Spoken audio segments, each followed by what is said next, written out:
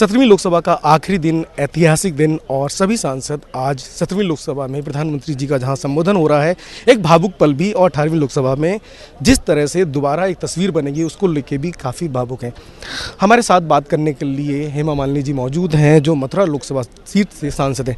Ma'am, कितना अहम दिन और कितना बड़ा दिन जब 17वीं लोकसभा में आज आखिरी दिन है और सभी सांसद एक दूसरे को बधाइयाँ दे रहे हैं कि 17th लोकसभा ये लास्ट सेशन और लास्ट डे है आज, तो बहुत ही थोड़ा सा इमोशनल भी हो रहा है, थोड़ा भावुक हो रहे हैं सब लोग।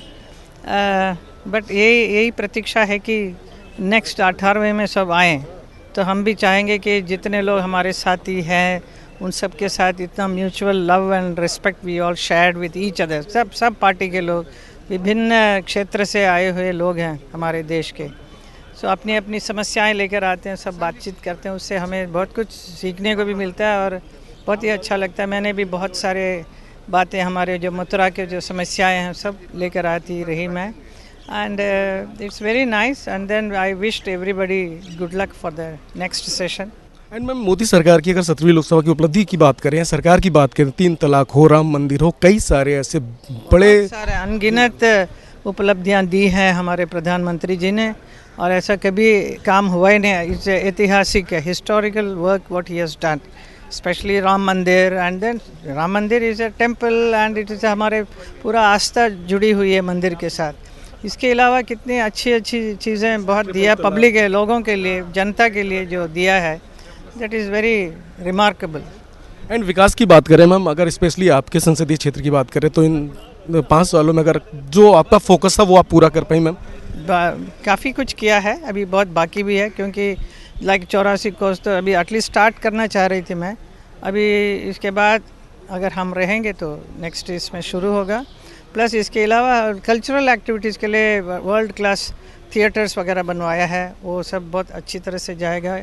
Of course there is a railway station, you can see that helipad is also made. तो बहुत सारे बने हैं।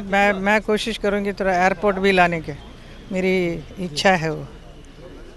और मैम, अगर बात करें अब 18वीं लोकसभा में तो किस तरह के मुद्दे अगर आपके दिमाग में हैं कि किस तरह की कोई जो अगर आपको अगर यमुना, स्पेशली यमुना, अभी जल शक्ति मिनिस्टर से भी बात कर रही थी, क्योंकि वहाँ के लोग हमेशा कहते हैं कि आपने अभी तक यमुना का नहीं, यमुना का कराना it's a very long process. सिर्फ मेरे हाथ में नहीं है, सिर्फ मेरे हाथ और एक मिनिस्टर के हाथ में होते तो इमीडिएट हो जाएगा। कितना रोड्स बनाए, क्या क्या करवाया है, रेलवे स्टेशन का बदलाव लेकर, so many things I able to do it. But ये दिस इज़ इट्स 2-3 स्टेट जुड़ी हुई है इस यमुना के विषय में, लाइक दिल्ली का भी है, नोएडा वगैरह, and then Haryana, and then it comes Uttar Pradesh. तो कहाँ से ये नाला का पानी आता रह रहा है ना, तो उन सब चीज़ों को पहले स्टॉप करके ही फिर अच्छा होगा। यमुना का कैसे भी मेरे रहते हुए कुछ तो मैं ज़रूर करूँगी। मैम, बहुत बहुत शुभकामनाएं। आप यमुना के साथ कई सारे और मुद्दों के साथ 18वीं लोकसभा में फिर से आपसे मुलाकात होगी। पुनः थैंक यू, धन्यवाद, बहुत बहुत धन्यवाद।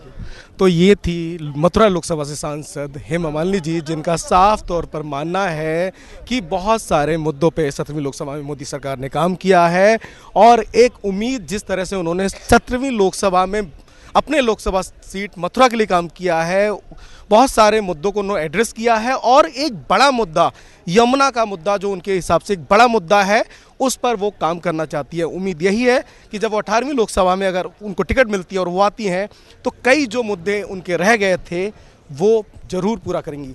अमरेंद्र गुप्ता, संसद टीवी, दिल्ली।